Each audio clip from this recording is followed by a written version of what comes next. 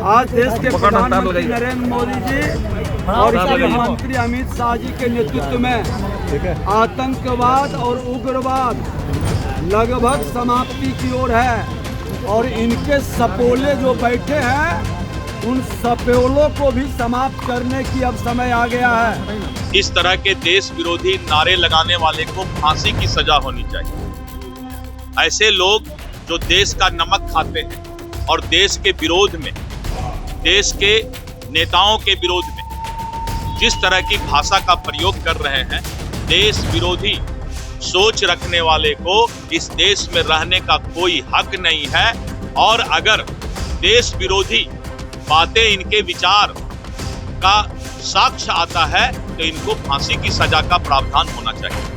कांग्रेस तो हमेशा से देश को लूटने का काम किया और महिलाओं का अपमान किया। नमस्कार, मेरा नाम सागर कुमार है और आप न्यूज हाट देख रहे हैं। देखिए, देश विरोधी काम करने वालों पर खूब हल्ला बोला गया है। भारतीय जनता पार्टी के नेताओं ने जेएनयू में जो नारे लगाए जाते हैं, जो देश विरोधी गतिविधियां की जाती हैं, उस पर खूब बोल दिया है। देखिए, दिलीप जायसवाल, विजय कुमार सिन्हा, धर्मशीला गुप्ता ने क्या कुछ कहा है, सुनिए।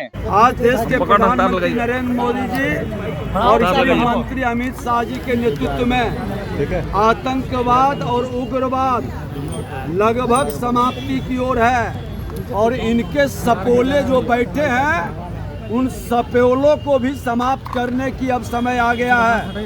कोई सपोला आतंकवाद और उग्रवाद की भाषा, अगर जो देशद्रोही भाव भाषा रखेगा उनको सबक सिखाया जाएगा। बांग्लादेश में जिस तरीके से लगातार हिंदुओं की हत्या हो रही है,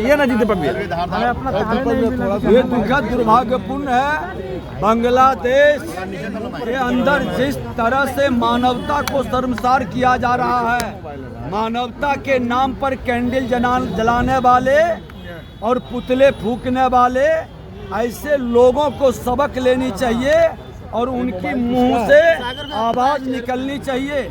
आज जिस तरह से बांग्लादेश में हिंदुओं के साथ बर्बरतापूर्ण ढंग से, निर्ममता के साथ उनकी हत्या, ये दुखद दुर्भाग्यपूर्ण है। बांग्लादेशी याद रखे कि भारत के अंदर भी बांग्लादेश के लोग निवास करते हैं, दूसरे देश में भी बांग्लादेशी रहते हैं। अगर जो ये व्यवहार उनके साथ होगा तो उनके दिल पर कैसा दर्द होगा।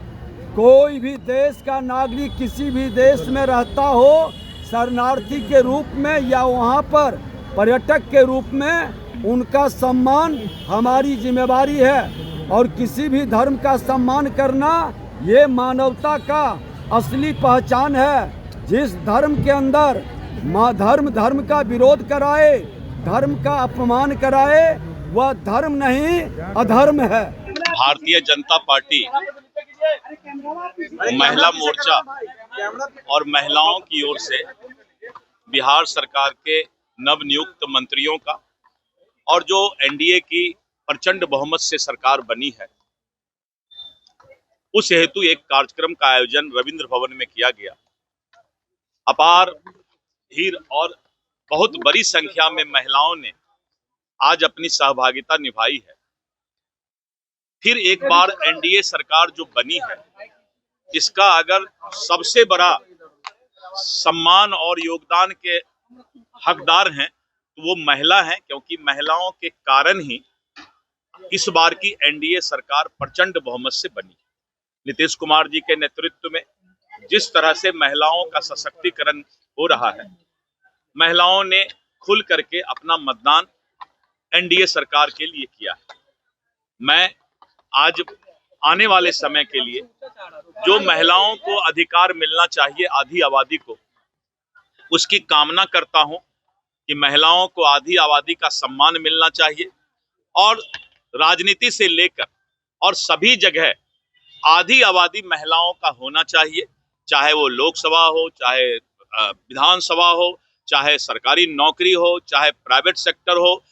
आधी आबादी को धीरे धीरे आने वाले जो विकसित भारत का सपना 2047 में है, तब तक सभी जगह आधी आबादी महिलाओं को हकदार मिलना चाहिए। इसके लिए जो है आदरणीय प्रधानमंत्री श्री नरेंद्र मोदी जी ने महिलाओं के सशक्तिकरण, नीतीश कुमार जी ने महिलाओं के सशक्तिकरण का एक रोड मैप भी तैयार किया। जेएनयू में देश विरोधी नारे लग रहे हैं।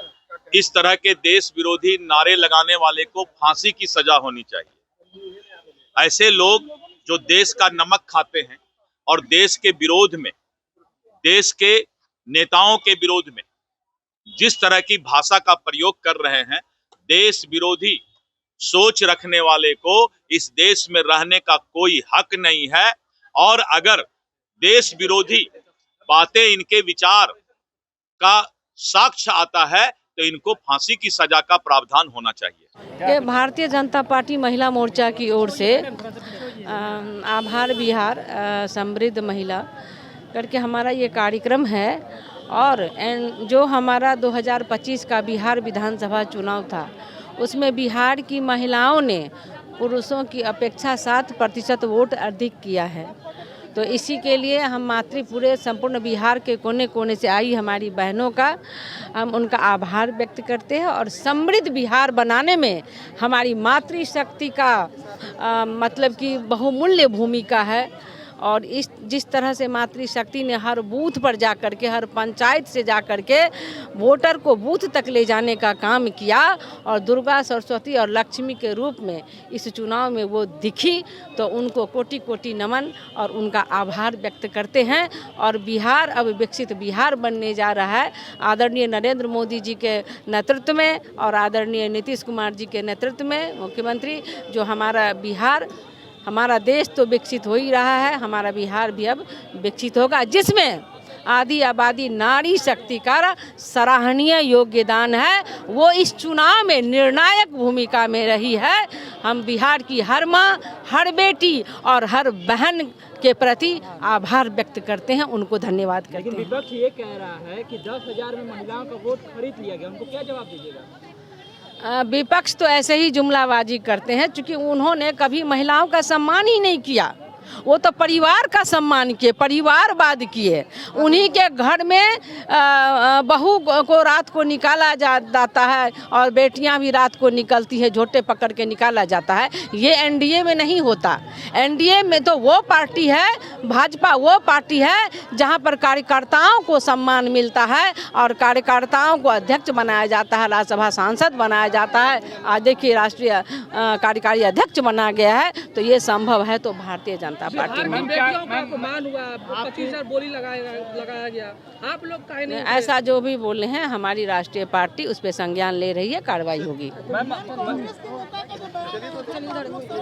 मोदी जी की मांग को लेकर कांग्रेस तो हमेशा से देश को लूटने का काम किया और महिलाओं का अपमान किया। बेटियों के सम्मान में आप लोग क्यों नहीं उतरे? माँ के सम्मान में, मोदी की माँ के सम्मान में आप लोग? हम तो बेटी का ही सम्मान कर रहे हैं। देखिए आप, हमारा कार्यक्रम ही अभी बेटियों का सम्मान, आप देख रहे हैं किस तरह से हजारों महिलाएं यहाँ पर उपस्थित हैं। हम तो सम्मान कर रहे हैं। मंत्री की पति ने जो बयान दिया उसको कैसा मानते हैं? हमारी पार्टी संज्ञान ले रही है, कार्रवाई होगी। जिन्होंने ऐसा बोला है, कार्रवाई हो रही है। नहीं, वो है प्रोसेस में है, जांच हो रही है, कार्रवाई हो रही है। मैम, इस कार्यक्रम के माध्यम से चूंकि अब विस्तार होने वाला, मंत्रिमंडल का विस्तार होने वाला है, तो महिलाओं के लिए सीट की डिमांड बिल्कुल।